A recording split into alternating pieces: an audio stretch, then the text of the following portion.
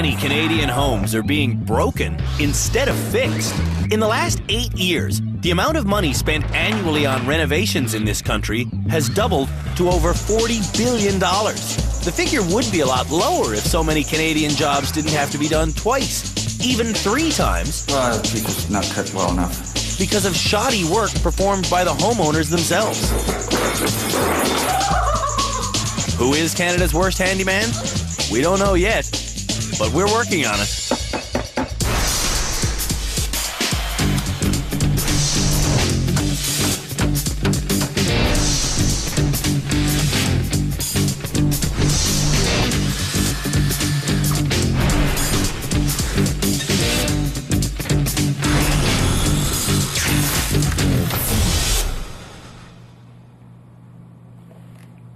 To cope with life here at the Handyman Rehabilitation Centre, I've started bringing my morning coffee down here to the basement so I can, just soak up this gorgeous atmosphere.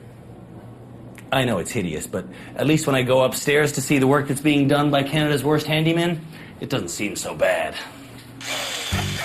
The 5 most clueless amateur home renovators in the country are up there right now, each trying to completely remodel a 1-bedroom apartment in just 12 days. Shelves are dangling from the walls, the floors are half installed, and furniture lies strewn about in pieces. And that's the work they've finished. We found the candidates for Canada's worst handyman by conducting a nationwide search. Merle was called out by his fed-up wife, Shelley. Shelley thinks my handiwork is too fast and too sloppy. Here at the rehab center, Merle's progress has been patchy at best. This is Merle shingling, flooring, and plastering. You ever plastered over duct tape before? Not this big. Keith was nominated as Canada's worst handyman by his crafty friend, David. I'm just not a focused person. I am a little bit of a scatterbrain. Oh, I remember. You slide it in like a puzzle. Oh, shoot. Where did it go? I cannot in my wildest dreams imagine that I am the most unhandy person in the world. For her own good, Jeannie was brought to rehab by her dear friend Lawrence. Over 4 decades, Lawrence has witnessed a lot of Jeannie's construction errors, but when he saw her hanging curtains, he couldn't take it anymore. I used bigger nails on the ends and smaller thumbtacks in the center because it looks more attractive that way. Well, I haven't a clue really about anything in the way of renovating. Barry's next. He's a substitute teacher from BC's Gulf Islands who's almost been electrocuted, crushed, and killed by his own ineptitude. For the sake of Barry's family, his neighbor Scott called us to come and get him. He should never pick up a tool, ever. This is the action I really like. Power tool against the limb. I hope there's people out there that are worse than I am. The last of the least is Daryl, who was nominated as Canada's worst handyman by his loving wife, Sarah. Wait. In our households, we go to IKEA. By the time we get it home, we're already fighting. Too short, too long, snap it together, make a box. This is why I don't like doing it with you, because you just start ramming everything. So far, the kitchens in these apartments have been used mostly as workspaces. It's terrible. We've seen plaster being mixed in the sinks. We've seen the countertops being used as sawhorses. It's all half-baked, and this behavior has to change. So on this episode, Canada's worst handymen will completely redo their kitchens. It's a recipe for disaster. The nominees have been at the rehab center for a week, and they're about to receive their toughest assignment yet from our head instructor, Greg. It's part carpentry, part plumbing, and potentially all frustrating. Today we're going to do the kitchen sink and countertop installation. Greg House is a general contractor whose calloused hands have done 3 decades of home renovation work. Greg has no time for laziness and less time for excuses. His creativity is just an excuse for poor workmanship. Next to Greg is our aesthetic expert, Robin Lockhart, owner of a design firm in downtown Toronto. Robin is a perfectionist and proud of it. That concerns me from a design and build perspective, but also from a safety perspective. From their high-tech surveillance center, Robin and Greg observe all the actions of Canada's lousiest builders. At the end of every episode, we honor the most improved handyman with this tool belt. And we shame the worst by making them hang their head. At the end of our 6th episode, we will know who is Canada's worst handyman.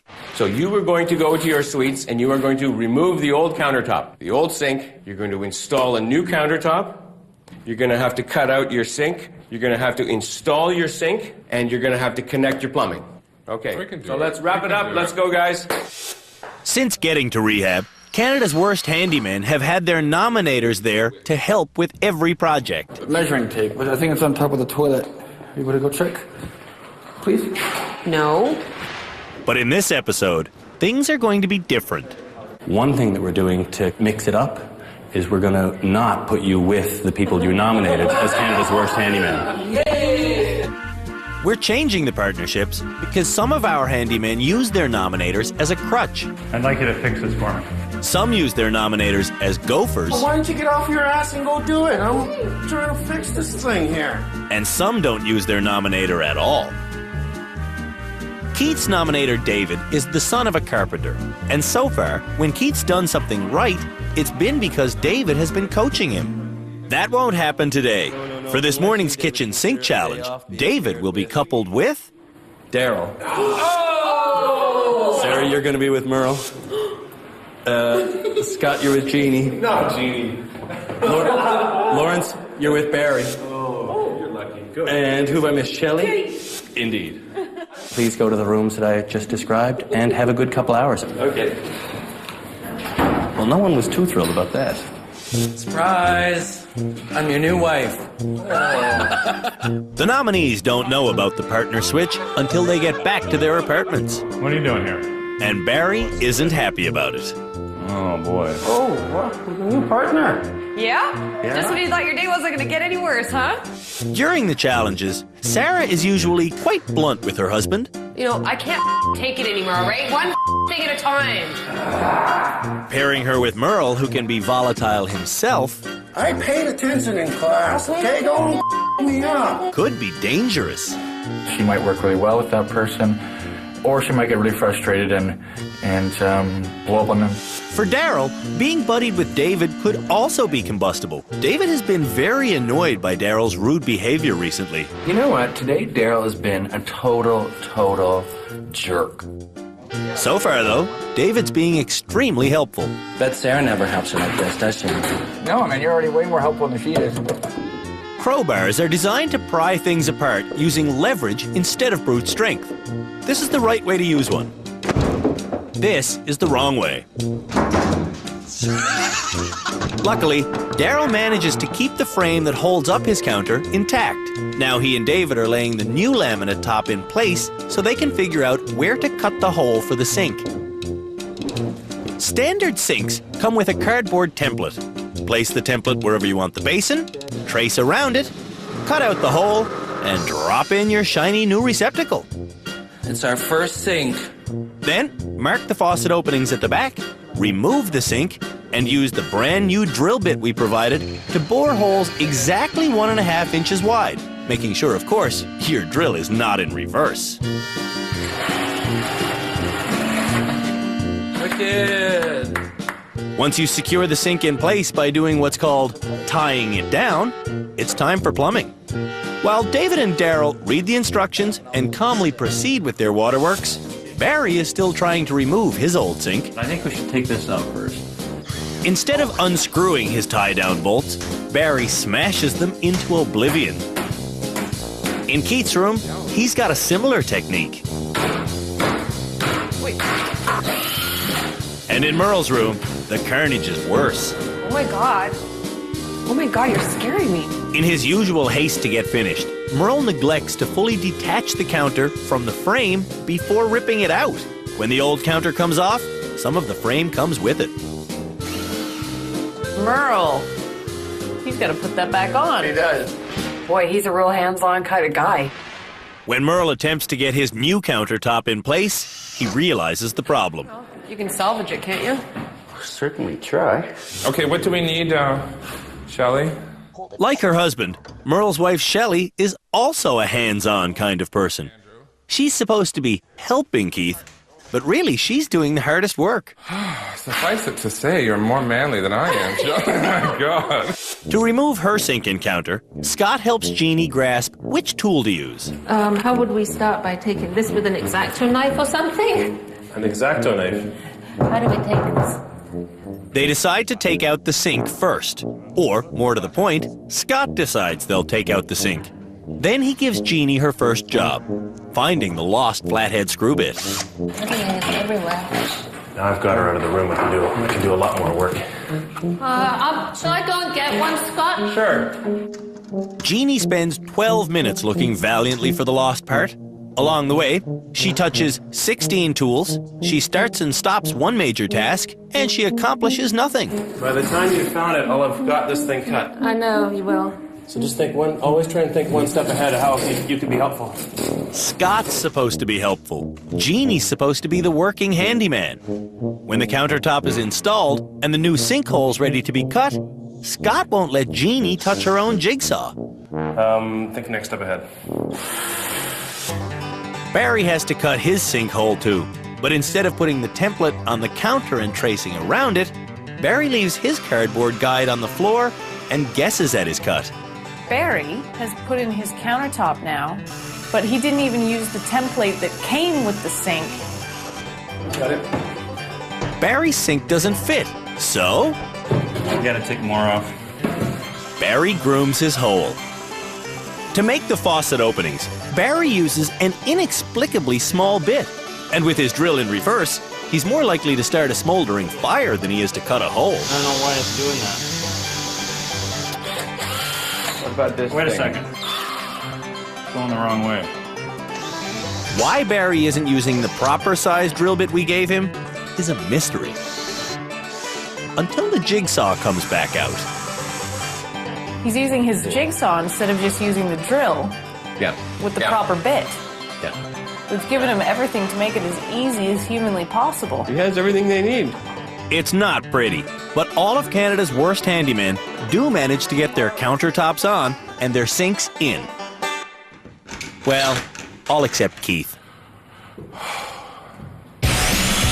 When we return, Keith drills the biggest hole of his life. Holy that's cool.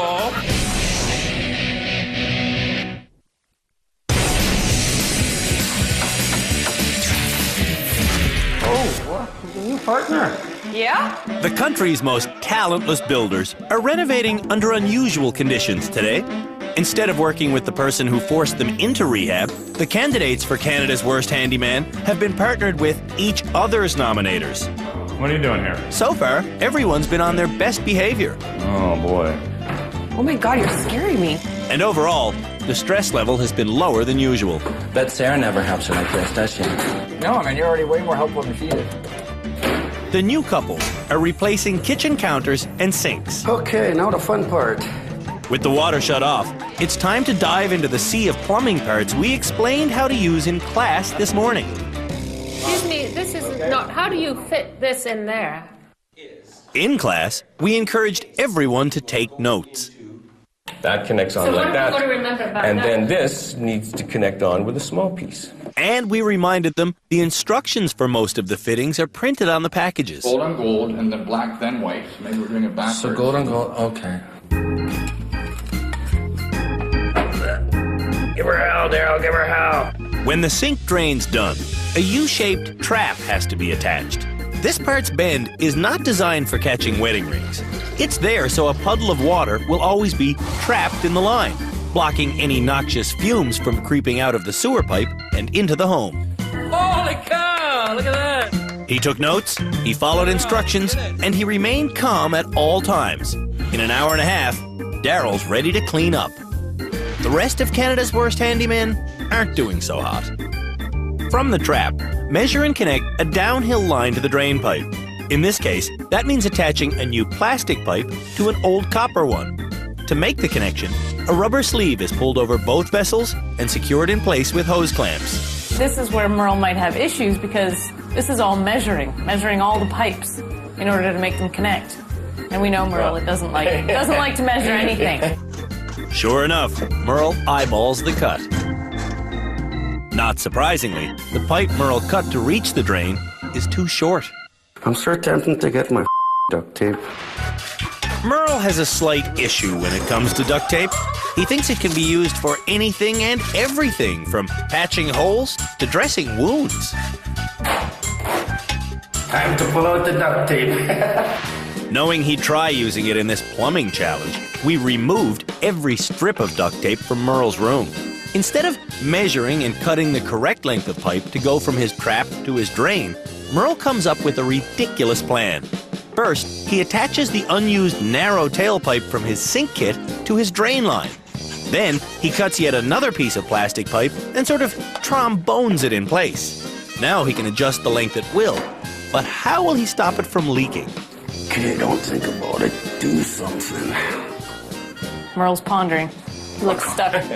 Merle is so perplexed by this problem, he decides to abandon the task and hook up the water lines instead. What time do you give up and go to duct tape? Probably when I get to that bridge, because I tried solving that problem. And I'm stumped. Look, I cut everything and everything. No duct tape, buddy. I'll try. No duct tape. Ta-da! Bored because they're finished, David and Daryl set off to do good deeds. Hey guys, where did you get stuck? Yeah, right here. Okay. I don't know what to put No, inside. that's wrong. No, I know it's wrong. Oh. It's the only one that fits inside the rubber tube. No. This goes inside the rubber tube. Merle is still getting the water hooked up, and Sarah is still being pleasant company. Have you guys fought at all? No. Now, if you were with your husband on this task, do you think there'd be fighting? Oh my God, yeah. What's going on there? Why so much fighting when you're with your husband? Because we frustrate each other. That's why. I said to him, if your wife was here with you, do you think you'd be done? And what do you think he said? No.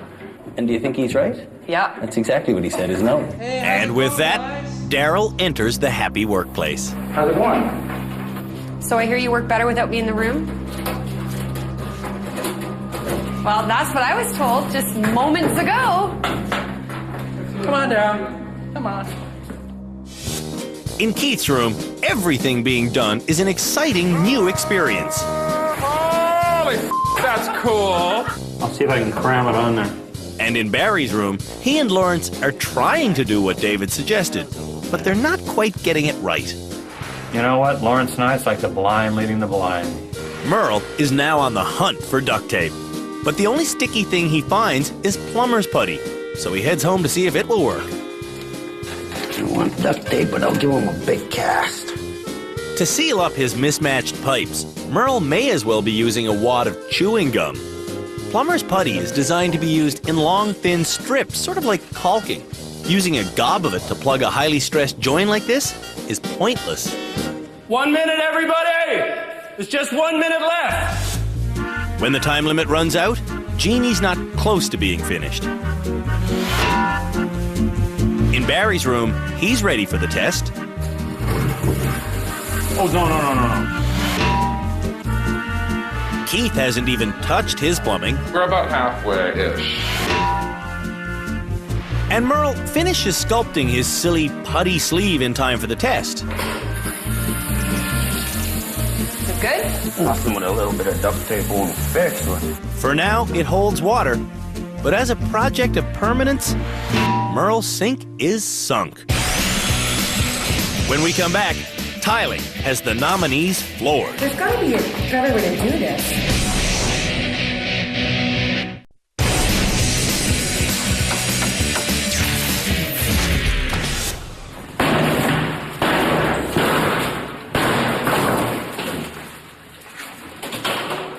This decoration renovation fad that Canada's going through right now is downright dangerous. Normal civilians are ripping out walls and putting in new ones, all because they saw some smiling professional do it on TV. To show you all the real-life pitfalls of amateur home improvement, we've assembled the nation's 5 worst do-it-yourselfers, and we've given them a series of home renovation challenges that are apparently beyond their skill level. After 6 episodes, whoever deserves it the most will be named Canada's worst handyman. After 2 hours of dealing with countertops and sinks, it's time to move on to the kitchen floor. Our design expert, Robin, explains the tricks involved in tiling the classic black and white check pattern. Okay, so we're doing the peel and stick tiles today, but what we're doing is a checkerboard pattern as well as a diamond or on the 45 degrees. So the first thing you have to do is square off a center portion of your room. To find the center, you need to imagine your room as a rectangle. Then come in from both sides an equal distance until you have a square. Then snap a chalk line from corner to corner. X marks the center of the room in perfect 45-degree angles. Introducing the chalk line. Snapping. Snap it again. Okay?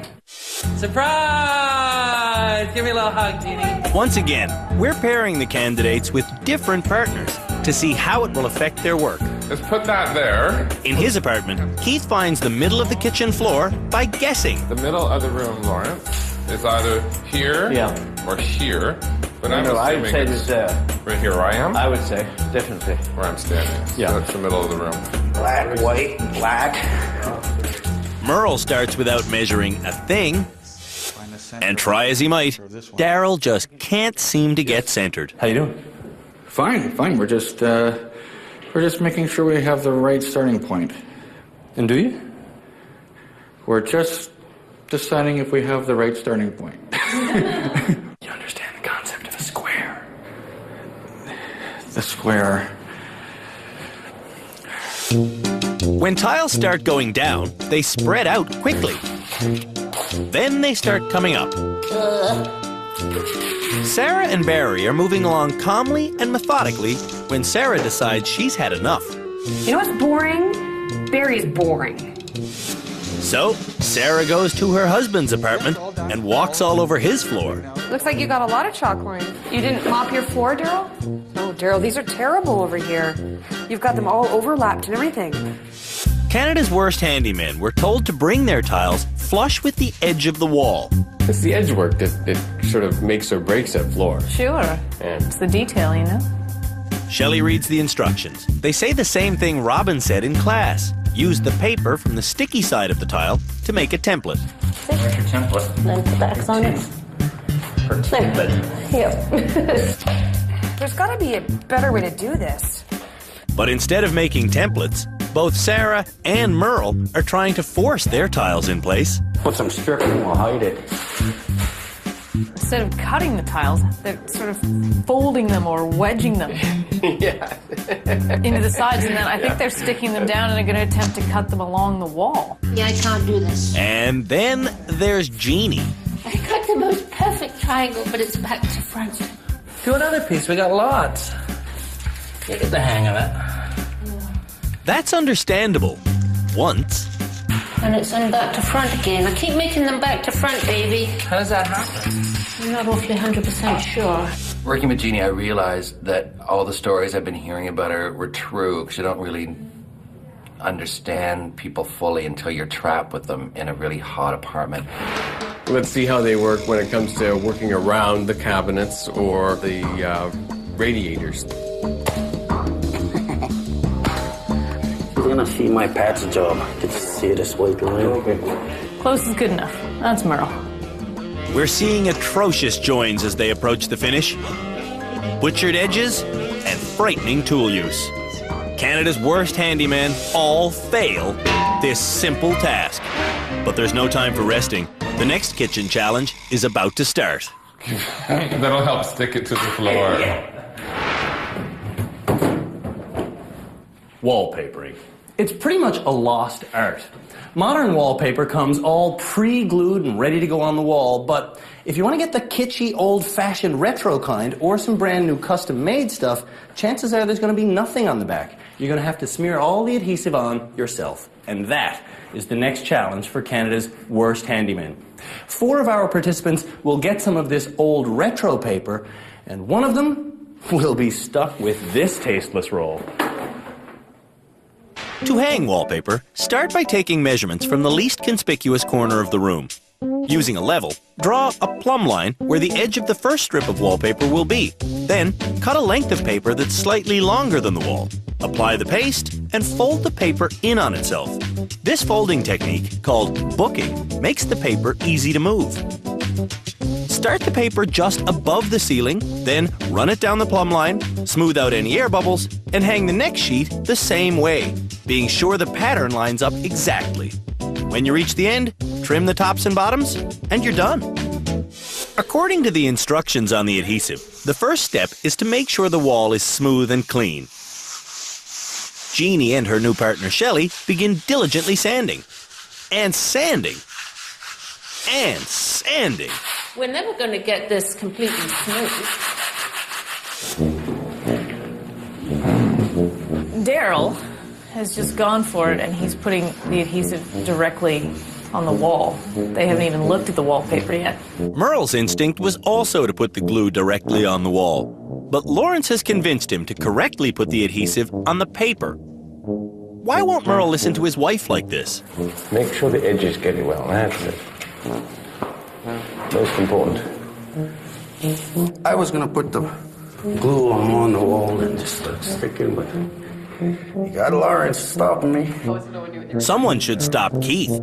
He's putting up his first piece of wallpaper nowhere near the corner, nowhere near level, and upside down. What? Are you with me? Stare at that for a bit. Oh. I never even thought of that. Well, it's all queer. I wonder if everybody else did it upside down. One person did. Daryl. It's upside down. It's fall flowers. You're right, though. No, it's upside down wallpaper. You're right. It's upside down wallpaper is what it is. It's not fall flowers. You're It's right. upside down. This one's right side up. I don't understand. These people hang up wallpaper upside down and then they say, let's go with that. No, let's take it down and do it right. Daryl gets his sheet peeled cleanly off and flipped over. But it's too short to have the flowers line up and reach the ceiling. No thought to matching the pattern at all. Daryl continues on anyway, intentionally overlapping his seams. Something Scott has just been told is incorrect. You're not supposed to overlap.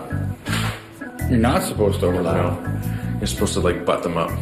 Well, we've done this all wrong. If I'm going to get that belt... It's painful, but Daryl makes the right choice. Oh, no. Don't rip. Don't rip. So just supposed to line it right up, eh? I guess so. Well, it does look better. It does look way better. You know, maybe you did the right thing. I'm willing to admit that. I found Scott to be really quite useless. Unfortunately, when Daryl puts up his paper for the third time, he still doesn't line up his flowers. We tore it all down to here. But look, why ain't he matching this up? This goes there.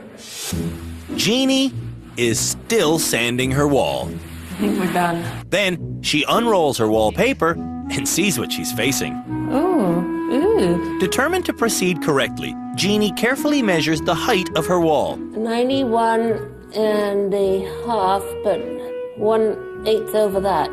It needs to be 1/8 over the 9/16, so we'll be 9/16. You know what I mean?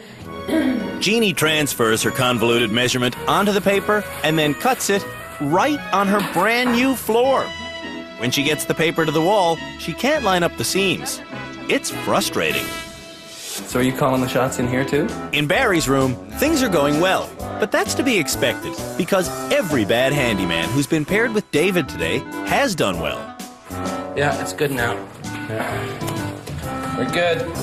You did good, Dave. You really helped me out.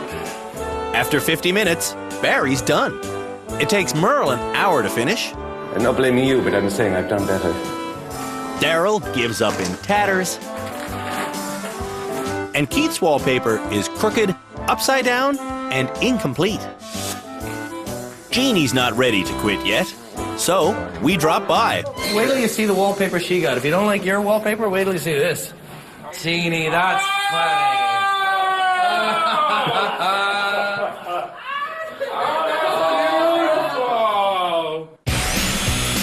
When we come back, Keith builds a crazy fence. You should see my head.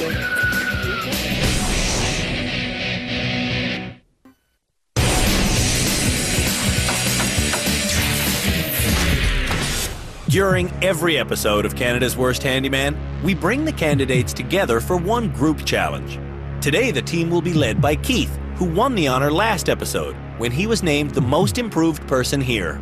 Keith, of course, is the foreman of the yard work team, so he's going to tell you exactly where he wants you to build the picket fence. We got enough lumber here for at least 12 meters of picket fencing. We also want you to put in these flowers. Just keep in mind that we're trying to beautify this area. well, I don't know. Let me give you some advice. You're the leader. Lead. Keith uses interpretive dance to explain his fence, but plain English would be more effective. To build a picket fence, lay your 4x4 fence posts flat on the ground. Then nail parallel 2x4s onto them. When that frame is built, dig holes for the fence posts and hoist the skeleton into place.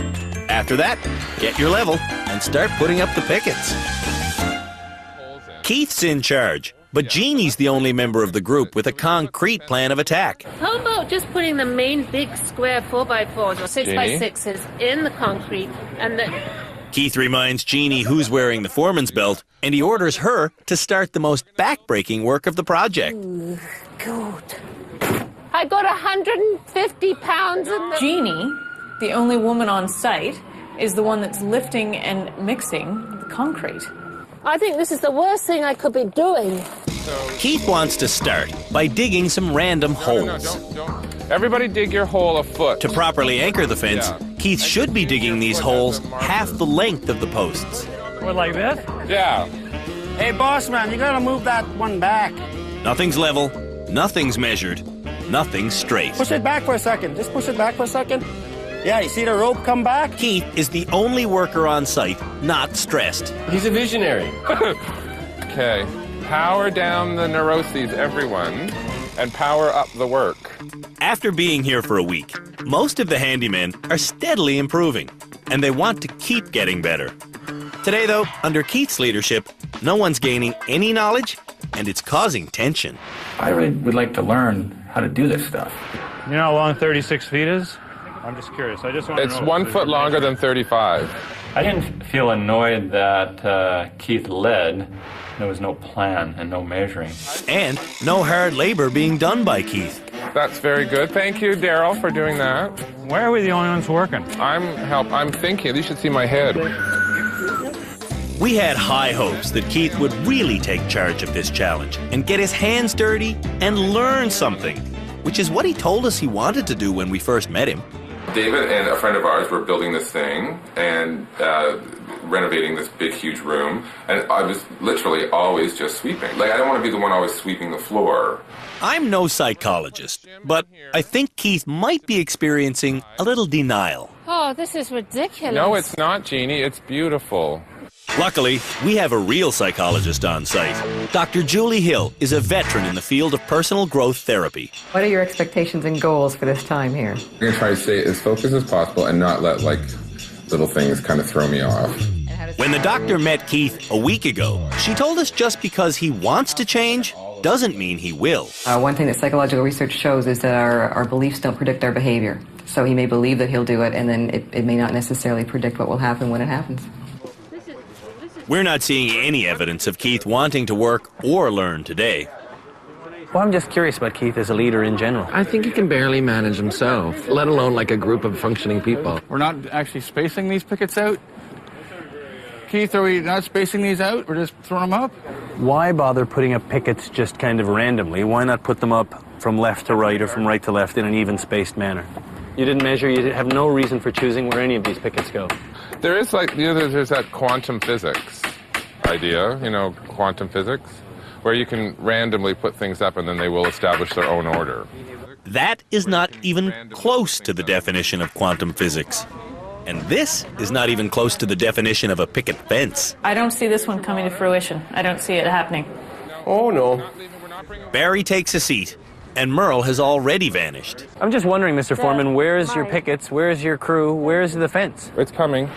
Keith may not know where his crew is, but there's not many places to hide around here.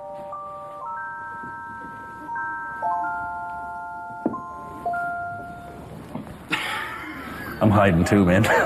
He doesn't even know you're gone. No. You stay here. I gotta go end this thing. You hide out. End it, and I'll be back. I'll be well fresh. End it, please end it. When the experts come down to see the fence, they come down hard. It's insulting to call it a fence, I think. It's insulting to ask us to critique something that's so bad. Did anybody measure anything? No. I mean, you didn't even measure where the pickets went. No, there's no consistency across there at all. I didn't measure or level. I admit to that crime. It's said that good fences make good neighbors. Luckily, Keith lives in an apartment building. When we return, installing a door proves hard on the head.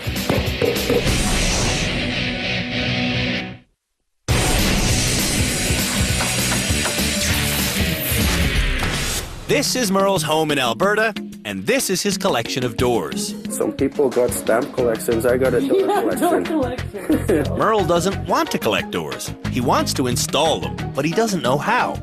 It's a task that's been on his to-do list for a decade. Back in the 1990s, Merle bought 9 brand new doors for his house in Sucker Creek. Since then, 3 of those doors have been improperly installed, and the other 6 are still kicking around in their original packaging. The one that he got for his daughter's room, he actually moves like this every morning. I'm not kidding. The next challenge for Canada's worst handyman should open a lot of doors for Merle. Your next challenge is going to be hanging a door. It's that simple. Not that simple, is it, Merle? No. Your door is obviously taller, see, than your thing. That means you're going to have to cut the door. You know what I'm talking about. So the door's too high for the frame. Of course, yeah. Look how tall it is, yeah. Right. The door we've provided is also too narrow for the stripped-out opening, but that's a good thing. A standard door kit includes a door and an unassembled frame consisting of 1 header and 2 jambs. For installation, cut the header and screw it into place. Cut the door jambs to fit and securely mount the jamb which the door will be hinged onto. Then, cut the door to fit for height, attach the hinges, and screw it to the door jamb. Install the other door jamb, being sure to line the strike plate up with the doorknob and shut the door. Done. Merle, totally stressed? Getting there. We want Merle to succeed in this challenge, so we've partnered him with David. Somebody that knows doors. Merle starts by correctly measuring and cutting the header. Then, he gets the first door jamb installed. It fits. Look at that, we're putting in a door. Then, a frustrating mistake. To make the door fit, Merle saws 10 centimeters off its bottom, and to make the latch side door jamb fit, he saws 10 centimeters off its top. Now the doorknob opening and the strike plate are 20 centimeters apart. Or what if we cut some off the bottom, move this board down, and take the piece off that we took from the bottom and put it up here, and it will just shift it. Merle doesn't understand David's logic, so he takes the whole frame down and reassembles the door so it swings in the other direction. For some reason, Merle hopes this will make the 20-centimeter gap magically disappear. It doesn't. Oh, what the f***? So you ready? Yeah. Burn up. Okay. Meanwhile, Keith can't get his first door jamb nailed up. 1, 2, 3, 4, 5, 6, 7, 8, 9, 10, 12. I can't get the image out of my head of him hitting a nail like 48 times to get it in. 4 minutes of bending and straightening and hitting and tapping and bending and straightening. Barry has cut his door 8 centimeters too short. That's about right, see? About being the key there, yeah. Well, we wanted to leave a bit of a gap. Sure, in case the cat can't get in. That's right.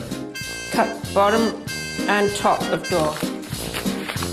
Jeannie saws the bottom off her door successfully. But she screws the hinges on the wrong side. I just want to make sure that we're doing this right. No. The door is upside down. No. The door isn't upside down until they flip it over. You can tell it's wrong now because the doorknob hole is chest high and it won't shut. What? The door only opens. Those don't count as hits. While Keith keeps trying to hammer up his door jamb, That's very sorry. I'm getting there. Daryl is confused by his. Closes. Then he gets more confused. Our cutout. This has to be turned around. That part? Then he gets aggressive. Turn the header around. Detailed carpentry can cause even the best handyman to become consumed with blind rage.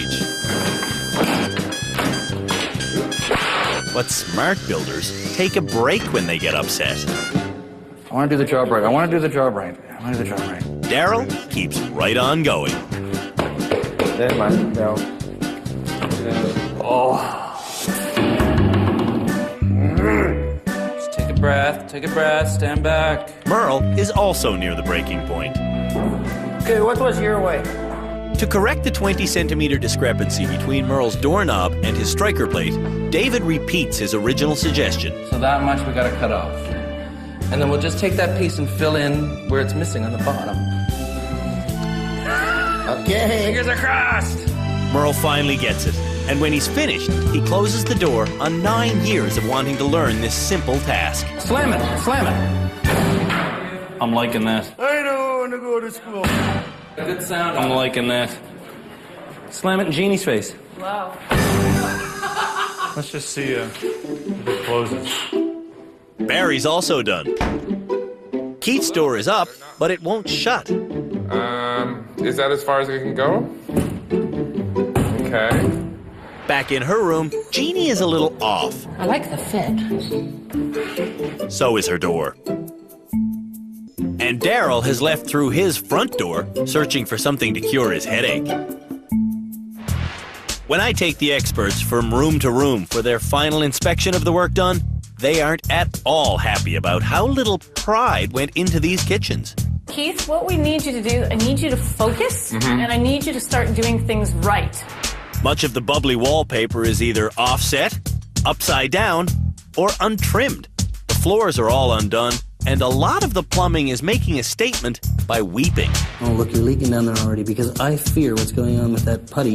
I thought it would hold. I know you thought it would hold, but you think duct tape is plaster too, so sure. But the biggest insult of all comes when we arrive at Barry's kitchen and find the door shut in our face. Our job is to go inspect your kitchen. We can't even get in. Well, I don't know how that happened. It's time to decide who is the most improved handyman for this episode and who is the worst. Is it just me, or did this show somehow become a horror show? Train wreck. Most improved could be? I can't even rack my brain for anyone that might be worthy. Daryl, is he the worst? He's got the worst attitude, I'll tell you that. He's a contender, no question. In the running. I'm worried too. He seems sort of stretched to his limits. Keith, he's conceivably the worst. Oh, yeah. Yeah, his wallpaper was terrible, his floor was terrible. Oh, his yard work? Let's talk about that. Talk about that. Terrible. Do we want to talk about the fence? Do you want to include the word work in that sentence? I could have thrown sticks in the wind and come up with a better fence. Like, just unbelievable. But you guys figure out who is the worst, because I have an idea of who is the most improved.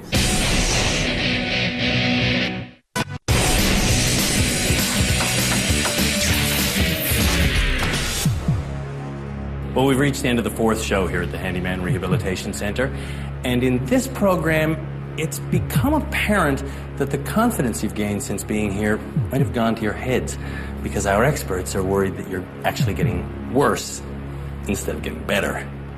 Keith, you had 4 people ready, willing, and able to work for you during the yard work challenge, but for the first time, our outdoor project was a total failure. Keith, give me back the belt. It's that time. Now, you all know that this belt symbolizes the leader of the yard work team. So, the most improved handyman for this episode is the person who did 3 of the 4 tasks completely and correctly. And that man is this bright light. Who?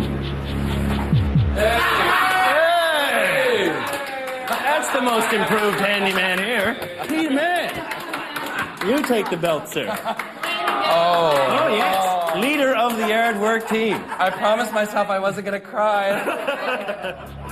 We will now reveal who is the worst for this episode. Merle, I gotta talk to you and say to you that our experts were really torn about this one, and they want you to know that you ain't the worst. Keith, I know you're familiar with the drill, but I have to say to you, sir... I can't do this again. Oh, but you're getting it, sir. It's time that you hang your head in shame. Yeah. Please, meet me at the tool shed. I don't hate it at the first time. Since arriving at rehab, Keith has only completed one of his 19 challenges, and this is his second time being named the worst. I don't like this.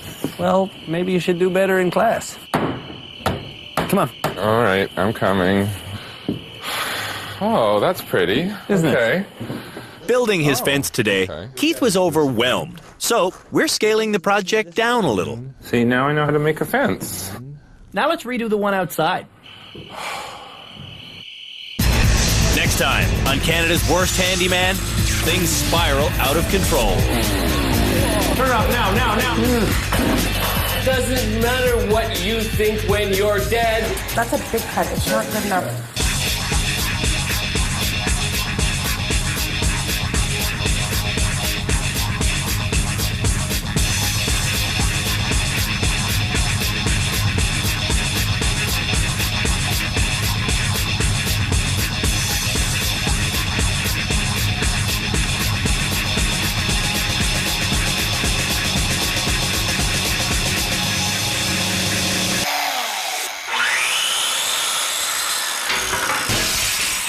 Oh.